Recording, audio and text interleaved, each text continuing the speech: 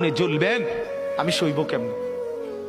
আবু তালেব নাফরমান তখন কি বলছে জানেন? আন্নারু খায়রুম মিনাল আর। মুহাম্মদ, মানুষের কাছে লজ্জা পাওয়ার চাইতে আগুনে জ্বলা অনেক ভালো। বাপ, নিজেদের জিন্দেগিতে একবার ভাইবা দেখেন। আমিও ভাবি, আপনিও ভাবেন, এমন আচরণ আমার মধ্যে আছে কিনা। 3 দিন ধরে যে বাড়িতে মেয়ের বিয়েতে, ছেলের বিয়েতে যে ডেকসেট বাজাইলেন, কারে খুশি করার জন্য?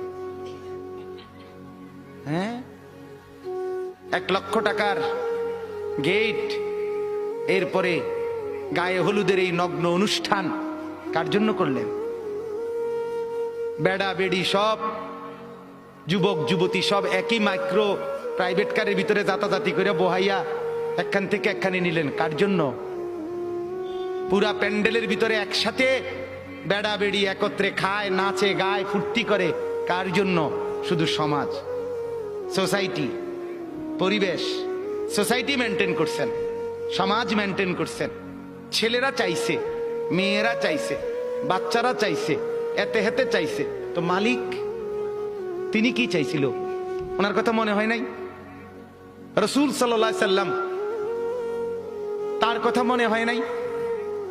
বলেন, কিয়ামতের দিন নবী সাল্লাল্লাহু আলাইহি ওয়াসাল্লামের কাছে কোরআনে আছে, ফাকাইফা ইযা জিনা মিন কুল্লি উম্মাতিন বিশাহীদ ওয়া জিনা বিকা আলা হাউলা'i শাহীদা। নবীকে বলছে আল্লাহ, বন্ধু, আপনার উম্মতের প্রত্যেকের আমলনামা আমি আপনার হাতে দেখাবো, আপনার হাতে, আপনার সামনে পেশ করব, আপনি দেখে কথা বলবেন আমার কাছে। সুপারিশ আপনি কইরেন, মানা নাই, কিন্তু আপনি দেখে করবেন। রাসূলুল্লাহ সাল্লাল্লাহু আলাইহি সাল্লাম যদি হাসরের ময়দানে এরকম আমলনামা খুলে উল্টায় আর পৃষ্ঠার